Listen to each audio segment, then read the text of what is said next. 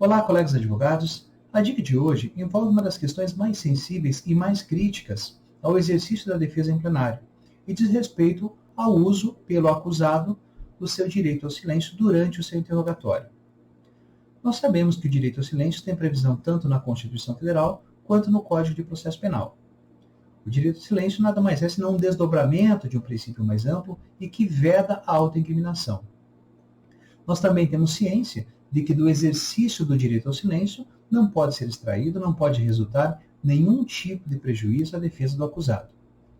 Mas será que lá no tribunal do júri, na frente dos jurados, é recomendável que o réu faça uso do direito ao silêncio durante seu interrogatório? Nós vimos num outro vídeo aqui do canal que hoje os jurados têm a necessidade de conhecer a verdade do processo. Os jurados querem saber como tudo de fato aconteceu. Por isso mesmo, o momento do interrogatório é o momento mais aguardado por todos. Afinal de contas, é um instante em que o réu vai apresentar a sua versão dos fatos, a sua versão da história. Daí porque não parece recomendável, pelo menos não de forma sistemática, orientar que o réu permaneça em silêncio perante os jurados. E não apenas porque pode frustrar as expectativas dos jurados de conhecer um pouquinho mais do processo, mas principalmente porque nós não sabemos até que ponto os jurados não vão decidir com base naquele brocardo popular, segundo o qual quem cala consente. Evidentemente, podem existir situações em que o exercício do direito ao silêncio seja uma estratégia adequada para a defesa. Vamos pensar, por exemplo, naquela hipótese em que o advogado, depois de acompanhar todo o processo, depois de acompanhar toda a produção da prova, entenda que o seu cliente não vai ter condições de responder satisfatoriamente às perguntas. Nesse caso, o exercício do direito ao silêncio pode ser viável como uma técnica de redução de danos. Não é o ideal, mas seria uma medida paliativa para evitar prejuízos maiores à defesa. Uma questão tormentosa, e que muitas vezes ocorre na prática, se dá quando o réu resolve fazer o uso do direito ao silêncio de forma fracionada. Por exemplo, ele só vai responder as perguntas do seu defensor. Não vai responder perguntas do magistrado, não vai responder perguntas do Ministério Público. A pergunta é, se o réu se manifesta expressamente e diz, só vou responder as perguntas do meu defensor, pode o magistrado autorizar que o Ministério Público continue a fazer questionamentos ao acusado?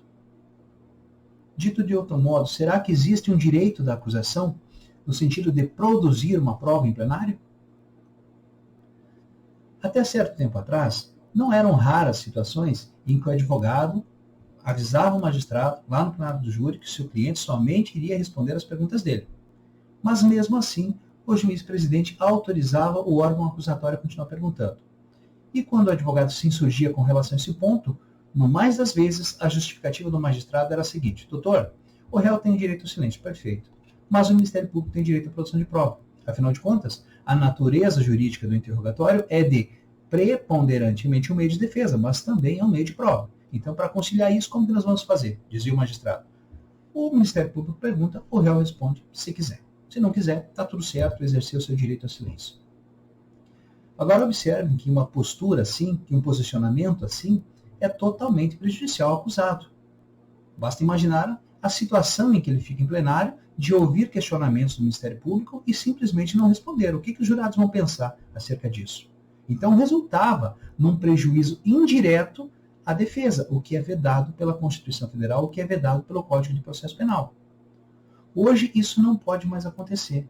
E por quê? Porque hoje a conduta do magistrado, que permite que se continue o interrogatório de um réu que se manifestou em exercer o direito ao silêncio, constitui crime de abuso de autoridade, previsto no artigo 15, parágrafo único, inciso 1º, da Lei 13.869 de 2019.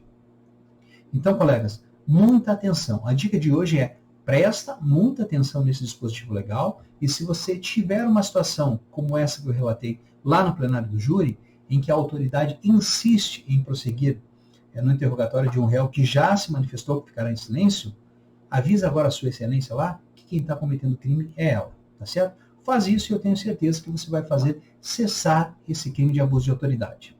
Então a dica de hoje era essa, um grande abraço e até o próximo vídeo.